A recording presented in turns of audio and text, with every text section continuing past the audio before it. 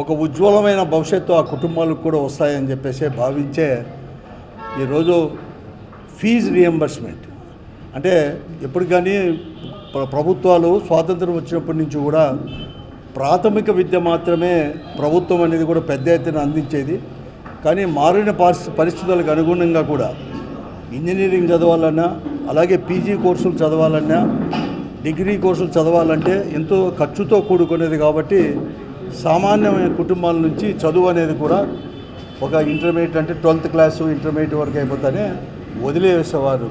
అట్లా కాకుండా ఉన్నతమైన చదువులు ఆ కుటుంబంలో రావాలంటే ఆర్థిక భారం ఆ కుటుంబాలపైన పడకుండా, కులము మతము ఆర్థిక పరిస్థితులు చూడకుండా అందరూ చదవాలంటే ఒక ఫీజు రియంబర్స్మెంట్ అనేది కూడా తీసుకొని రావడం జరిగింది.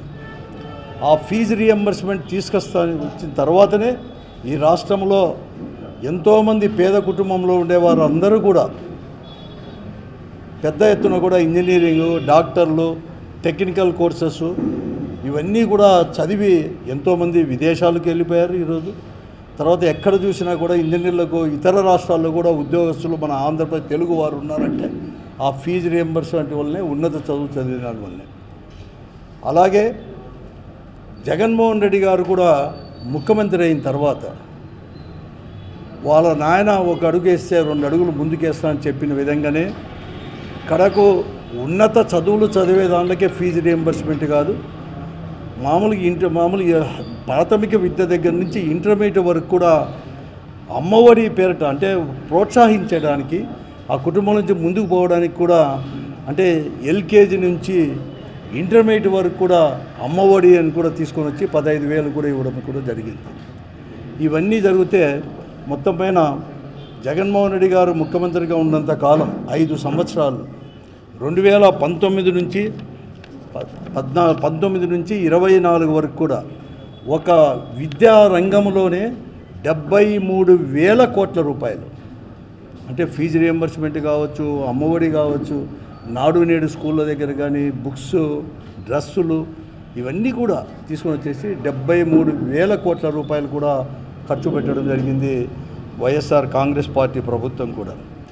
అలాగే జగన్మోహన్ రెడ్డి గారు ముఖ్యమంత్రి అయిన తర్వాత 2019లో అంతకంటే ముందు కూటమి ప్రభుత్వంలో ఉన్నప్పుడు కూడా ఆ రోజు కూటమి 2014 నుంచి 19 వరకు ఎవరికని వారు కూడా ఏదైతే రాజశేఖర రెడ్డి గారు ఫీజు రియంబర్స్మెంట్ పెట్టారో దాన్ని కొనసాగించే పద్ధతిలో కూడా 1780 కోట్లు కూడా ఆ రోజు బకాయిలు పెట్టిపోతే ఆ ప్రభుత్వం కూడా ఆ బకాయిలతో పాటు 19-20కి సంవత్సరం కలిసి ఒకే మారు అంటే 2020 చివరిలో ఒకే మారు కూడా 4,000 కోట్లు అంటే పాత బకాయిలు కూడా అంటే ఆ ప్రభుత్వం ఉన్న బకాయిలు 1,788 కోట్లతో పాటు 4,000 కోట్ల రూపాయలు కూడా రిలీజ్ చేసిన ఘనత కూడా ముఖ్యమంత్రిగా జగన్మోహన్ రెడ్డి గారిది.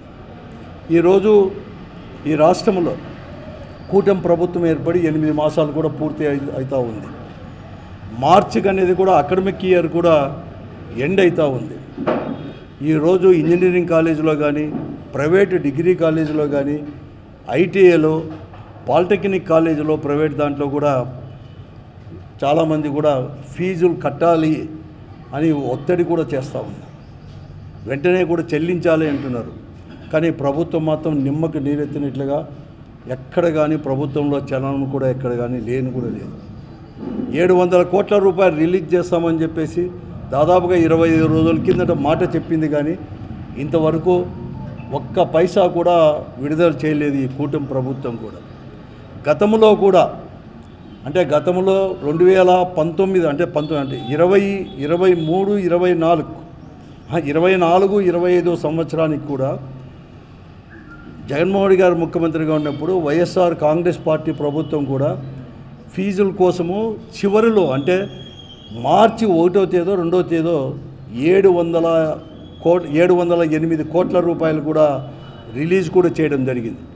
కానీ ఎన్నికల నిబంధనల వల్ల ఆ రోజు ప్రతిపక్షంలో ఉండే పార్టీలన్నీ కూడా అంటే ఇప్పుడు అధికారంలో ఉండే పార్టీలన్నీ కూడా ఎన్నికల కమిషన్కు కంప్లైంట్ చేస్తే తాత్కాలికంగా ఎన్నికలు అయిన తర్వాత రిలీజ్ కావాలని చెప్పేసి ఎన్నికల కమిషన్ వెంటనే అడ్డు చెప్పేసి అవి నిలబెట్టడం జరిగింది.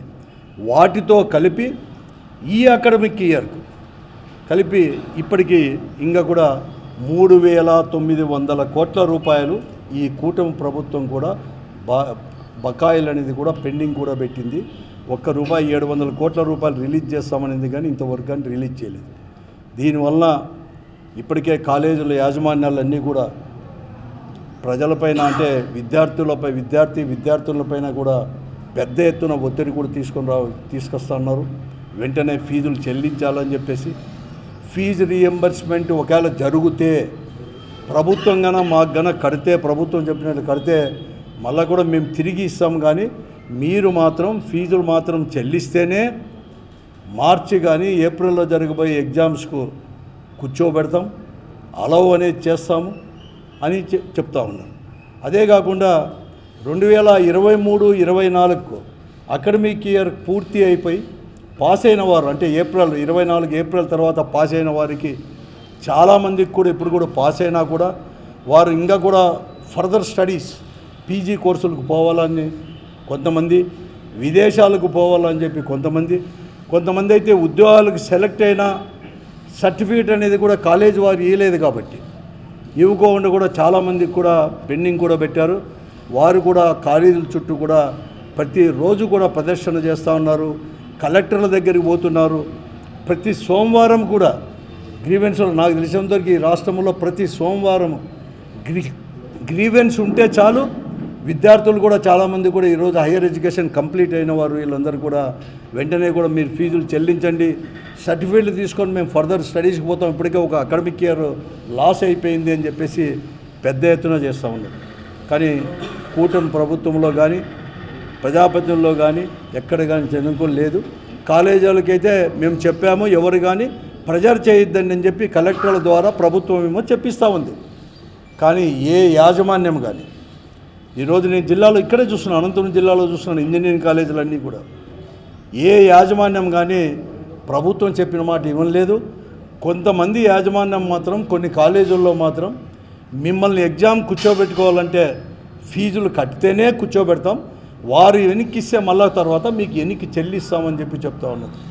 కొంతమంది అయితే బాండ్ల పైన, అది చాలా తక్కువ మంది, బాండ్ల పైన తల్లిదండ్రులు సంతకం పెట్టి మేము కన్నా ఫీజు కట్టకపోతే కట్టే సర్టిఫికేట్ తీసుకుంటామని చెప్తే మాత్రమే ఇస్తామని చెప్తాను. ఈ పరిస్థితుల్లో ఉంది. చాలా మార్లు ప్రభుత్వానికి కూడా అన్ని విద్యార్థి సంఘాలు కావచ్చు చాలా అందరూ కూడా చెప్పినా కూడా ఇదిగో అదిగో అంటున్నారు, కానీ ఎక్కడ కానీ ఇవ్వలేదు. కానీ ఈరోజు గత ప్రభుత్వమే 23-24 సంవత్సరంలో దానికే ఫీజులు అనేది కూడా కొద్దిగా బకాయిలు పెట్టి ఉంది అని చెప్తారు. నేను కాదడం లేదు, government is a government, it is a continuous. ఎవరు అధికారంలో ఉన్నారు, ఎవరు ముఖ్యమంత్రులు ఉన్నారు, ఏ పార్టీ అధికారంలో ఉండేది ప్రభుత్వం చేస్తూ ఉంది అనేది ఎప్పుడు చూడరు అనమాట. It is a continuous process. Government అనేది ఎప్పటికి కానీ ఉండదు, గవర్నమెంట్ అనేది ఉంటుంది. కాబట్టి ఏ గవర్నమెంట్ ఇచ్చినా చెల్లించాల్సిన బాధ్యత కూడా. అందుకోసమే 2019లో జగన్మోహన్ రెడ్డి గారు ముఖ్యమంత్రి అయినాక 1,780 కోట్ల రూపాయలు బకాయిలు ఉంటే కూడా ఆ సంవత్సరానికి 19-20 ప్లస్ పాత బకాయిలు కలిపి 4,000 కోట్లు రిలీజ్ చేశారు. అలాగే చేయమని చెప్పి మేము అడుగుతూ ఉన్నాము, మాటలకు పరిమితం కాకుండా. ఇప్పటికే నేను చూస్తూ ఉన్నాను, మీరు అమ్మఒడి ఇవ్వలేదు, అప్పుడే స్లో పాయిజన్ ఇచ్చినట్లుగా ఎక్కడ కానీ అంటే అమ్మఒడి అంటే పేరైతే మార్చినారు, తల్లికి వందనం అని చెప్పేసి. జగన్మోహన్ రెడ్డి గారు కుటుంబానికి ఒకటి మాత్రం ఇస్తే నేను ఎంతమంది చదివినా కూడా 1వ తరగతి నుంచి ఇంటర్మీడియట్ వరకు ఎంతమంది చదివినా కూడా అన్నీ ఇస్తాను, ఆ తల్లికి వందనం 15,000 అని చెప్పేసి ఇంతవరకు ఎక్కడ కానీ ఇవ్వలేదు. కడకు ఒకరికి కూడా ఇవ్వలేదు.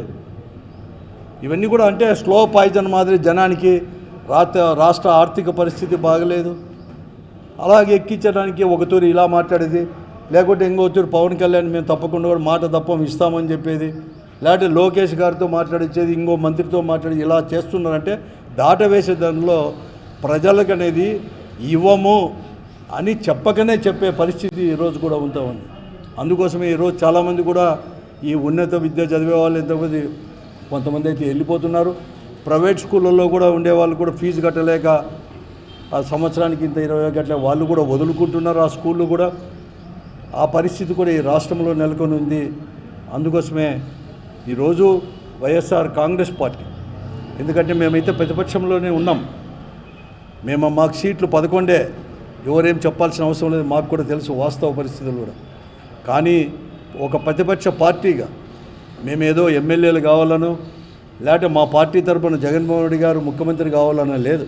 మా బాధ్యత ఈరోజు ప్రజాస్వామ్యంలో రాజకీయ పార్టీలకు కానీ లేకుంటే ప్రతిపక్ష పార్టీలు ఏదైనా ఉండే కానీ ప్రజల యొక్క బాగోళ్ళు చూసుకునే బాధ్యత ఉంటుంది. కేవలం అధికారం మాత్రమే పరమావధిగా చేసుకొని పోయే పార్టీ వైఎస్ఆర్ కాంగ్రెస్ పార్టీ కాదు, జగన్మోహన్ రెడ్డి గారు కాదు. అందుకోసమే ఇప్పటికే రైతు సమస్యలపైన కానీ లేకుంటే పెద్ద పెనుభారం అనేది కూడా ఎలక్ట్రిసిటీ ద్వారా కూడా వారు వేస్తూ ఉంటే దానిపైన కూడా వినతి పత్రాలు ఇచ్చాం. దాంట్లో భాగంగానే ఈరోజు మరొక మారు కూడా ప్రభుత్వానికి ఇప్పుడే మేము హెచ్చరికలు చేశాం వైఎస్ఆర్ కాంగ్రెస్ పార్టీ తరఫున. ఇది మంచి పద్ధతి కాదు, వెంటనే ఫీజులు కూడా ఫీజు రియంబర్స్మెంట్ అన్నీ కూడా పాత బకాయిలు ఈ సంవత్సరం బకాయిలు అవన్నీ కూడా చెల్లించి ప్రజల యొక్క జీవితాలతో ఆడుకోకుండా వారి యొక్క ఆడుకోండి కూడా వెంటనే చెల్లించాలని చెప్పేసి మేము ఇప్పుడు చాలా మార్లు కూడా మా వైఎస్ఆర్ కాంగ్రెస్ పార్టీ అధ్యక్షులు జగన్మోహన్ రెడ్డి గారితో పాటు మేమందరూ కూడా అనేక రకాలు కూడా చేశాం. చివరగా రేపు 5వ తేదీ బుధవారమే కదా, 5వ తేదీ ఏమైంది బుధవారం, రేపు 5వ తేదీ బుధవారం అనుకున్నాం. 5వ తేదీ అంటే వచ్చే నెల ఫిబ్రవరి 5వ తేదీ ఒక ర్యాలీ ద్వారా ఆ ర్యాలీలో పోయి కలెక్టర్ ఆఫీస్ వరకు పోయి కలెక్టర్ దగ్గర వినతి పత్రం ఇచ్చి చివరి హెచ్చరిక ప్రభుత్వానికి ప్రజల తరపున చేయాలని చెప్పి మేమంతా కూడా వైఎస్ఆర్ కాంగ్రెస్ పార్టీ నిర్ణయించింది ఈ రాష్ట్రంలో. దాంట్లో భాగంగానే అనంతపురం జిల్లాలో అందరు విద్యార్థులకు కూడా ఎవరు కానీ అధైర్యపడద్దండి, మానసిక ధైర్యాన్ని విద్యార్థులు కానీ లేకపోతే తల్లిదండ్రులు కానీ కోల్పోవద్దండి. ప్రభుత్వం కన్నా మీకు ఆదుకోకపోతే వెంటనే చేయకపోతే మీ తరపున పోరాడడానికి వైఎస్ఆర్ కాంగ్రెస్ పార్టీ జగన్మోహన్ నాయకత్వంలో ఉంది అని చెప్పేసి కూడా మేము వచ్చేసి 5వ తేదీ కూడా పెద్ద ఎత్తున ర్యాలీ తీసుకొని పోతున్నాం. ఆ ర్యాలీలో విద్యార్థులు అలాగే ఆ విద్యార్థుల యొక్క తల్లిదండ్రులు వారికి సపోర్టుగా కూడా వైఎస్ఆర్ కాంగ్రెస్ పార్టీ నాయకులు కార్యకర్తలు వాటితో పాటు కూడా వైఎస్ఆర్ కాంగ్రెస్ పార్టీ శ్రేణులు అందరూ కూడా పెద్ద ఎత్తున చేసి ప్రజల కోసం పోరాటం చేసే దాంట్లో భాగస్వాములు కావాలని చెప్పేసి మేమందరూ కూడా విజ్ఞప్తి కూడా చేస్తాం.